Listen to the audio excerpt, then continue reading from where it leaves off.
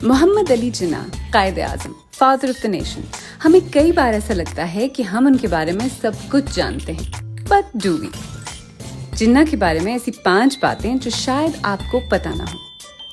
19 साल की उम्र में वो ब्रिटिश इंडिया से आने वाले ऐसे कम उम्र तरीन शख्स बने जिन्हें लंदन में बार में शामिल किया गया, लिंकन्स इन में, जहां उनकी एक पेंटिंग आज भी लगी हुई है। उन दिनों बार में एडमिट होने के लिए लैटिन जैसी क्लासिकल यूरोपीय ज़बानों पर उबूर लाजमी था। अब जिन्ना साहब तो ये ज़बानें नहीं जानते थे।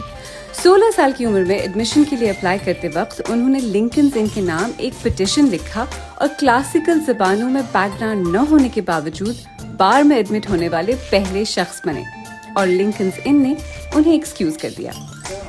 So this is the letter he wrote. Wrote to the Masters of the Bench asking that he be excused the Latin exam. And they did excuse him. They did, Yeah, yes. yeah.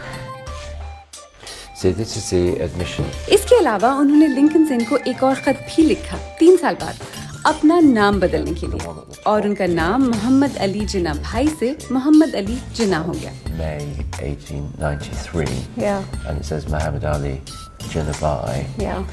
And he later, just before he was called in 1896, he wrote to the steward, giving the name Jinnah Bhai is actually not how he wanted to be known.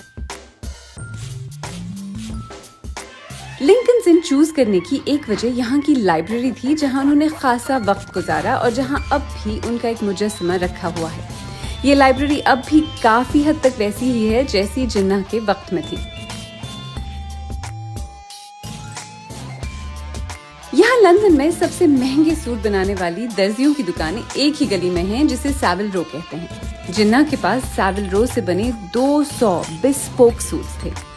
Henry pool इस गली की सबसे पुरानी दुकान है। उनके clients में राजे महाराजे, जापान के बादशाह, विंस्टन चर्चिल जैसे लोग शामिल थे, and of course Mohammed Ali Jinnah.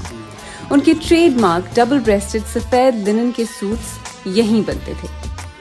Henry pool के पुराने लेजर्स में जिन्ना के नाम की कई एंट्रीज हैं, लिनन के सूट्स, शर्ट्स और इंटरेस्टिंगली शॉर्ट सूट्स।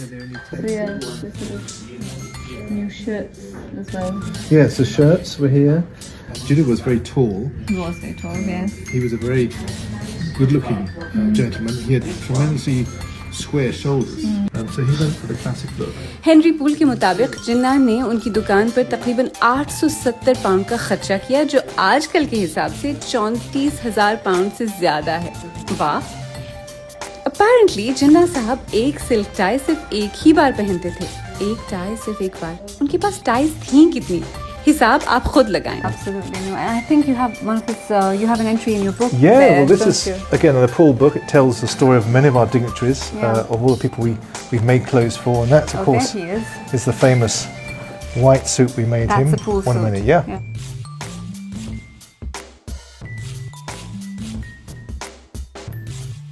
अदाकारी का शौक था, एक्टर बनना चाहते थे। यहाँ लंदन के वेस्ट एंड की एक थिएटर कंपनी में रोमियो एंड जूलियट की प्रोडक्शन में रोमियो का पार्ट अदा करना चाहते थे।